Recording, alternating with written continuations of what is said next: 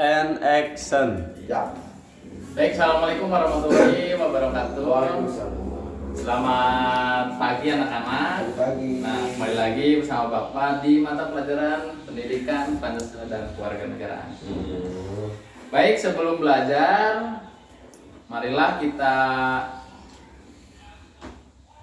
berdoa dalam hati bersama-sama. Berdoa dimulai. Amin. Berdoa selesai. Nah, berdoa merupakan salah satu bentuk pengamalan dalam Pancasila. Sila yang pertama yaitu sila ketuhanan yang Maha Esa. Baik, ada yang tidak masuk hari ini? Ada. Oke, sepertinya kalian bersemangat semua. Semangat. Masuk ya, nggak ada yang tidak hadir ya, nggak ada yang absen. Baik, kita lanjut pembelajaran PKN. Nah, kemarin kalian sudah belajar tentang ancaman integrasi nasional di bidang politik dan ideologi. Nah, berarti kita hari ini akan membahas ancaman integrasi nasional di bidang ekonomi dan sosial budaya. Nah, ya. Jadi hari ini kalian akan membahas apa aja ancaman di bidang ekonomi dan di bidang sosial budaya. Nah, yang pertama kita akan bahas terkait ancaman di bidang ekonomi. Yang pertama, kalian pernah mendengar globalisasi. Nah, globalisasi di perekonomian merupakan suatu proses kegiatan ekonomi atau perdagangan ketika negara-negara di dunia, di seluruh dunia menjadi satu kekuatan pasar yang semakin terintegrasi atau yang semakin disatukan dengan tanpa rintangan atau batasan teritorial. Nah, jadi seluruh dunia itu mempunyai pasar atau mempunyai satu pasar. Jadi seluruh negara bebas menjual apa aja, membeli apa aja di negara-negara lain. Nah, apa dampak negatif? Pertama, dampak positif.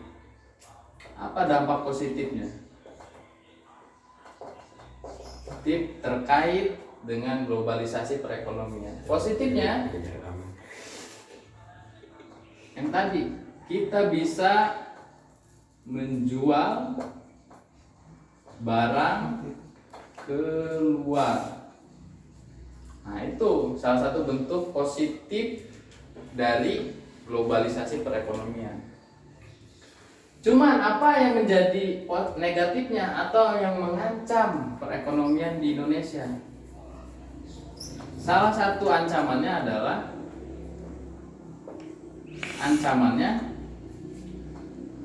produk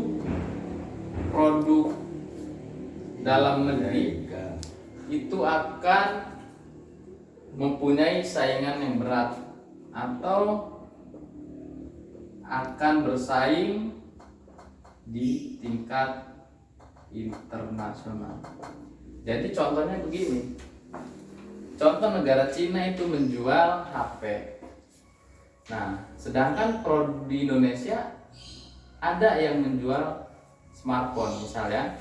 Nah, jadi kemungkinan karena Cina sudah beberapa langkah teknologinya dari negara Indonesia, nah, jadi pengusaha-pengusaha di bidang smartphone akan kewalahan, akan kesulitan untuk mengembangkan perusahaannya karena persaingan dengan negara yang sudah beberapa langkah maju terkait teknologi. Nah, itu jadi ancaman-ancaman di bidang ekonomi itu karena adanya globalisasi, jadi apa namanya, produk-produk dalam negeri akan kalah bersaing dengan produk internasional. Nah, akan menyebabkan ketimpangan atau bahasa kita pribuminya yang jadi budak, orang luar yang akan menjadi raja di tanah kita. Nah, itu ancaman-ancaman di bidang ekonomi. Nah, jelas ya? Nah, kalau sudah jelas, atau ada yang mau ditanyakan?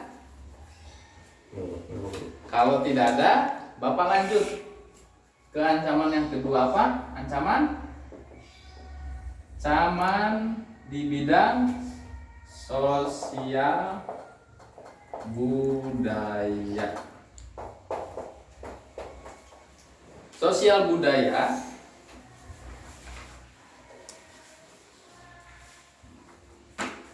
dibedakan menjadi dua lagi. Ada yang dari dalam, ada yang dari luar.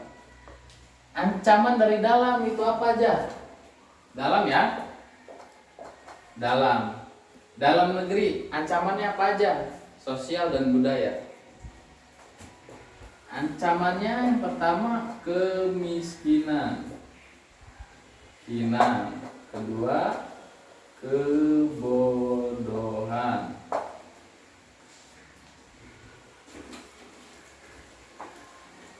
Atau yang ketiga, ketidakadilan. Nah, jadi ancaman-ancaman ini akan mempengaruhi integrasi atau penyatuan dari beberapa ragam yang ada di Indonesia. Contoh misal, ketidakadilan. Ada suatu kelompok yang merasa tidak adil atau merasa dikucilkan oleh kebijakan-kebijakan pemerintah. Nah, itu akan menyebabkan kekacauan atau perpecahan belah antar anak bangsa. Nah, itu di sosial budaya yang dari dalam ya, yang dari dalam. Nah, ada kemiskinan, kebodohan, ketidakadilan. Nah, jadi ancaman-ancaman contoh kemiskinan, ketidakadilan itu akan menimbulkan separatisme atau gerakan-gerakan keras yang menghendaki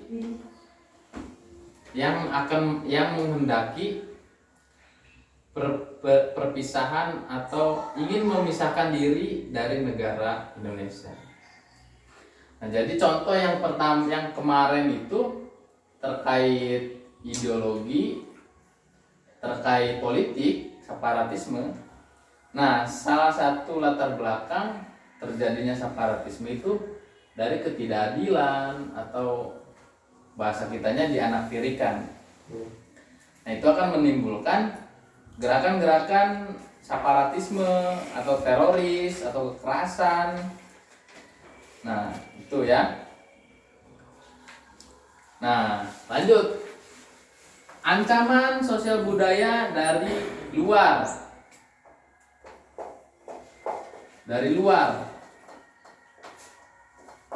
Contohnya apa?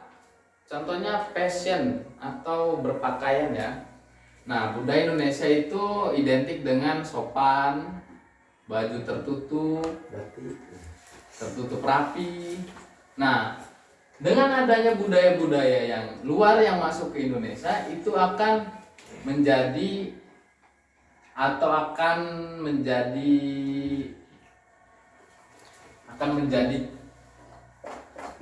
gaya hidup masyarakat Indonesia yang tadinya sopan.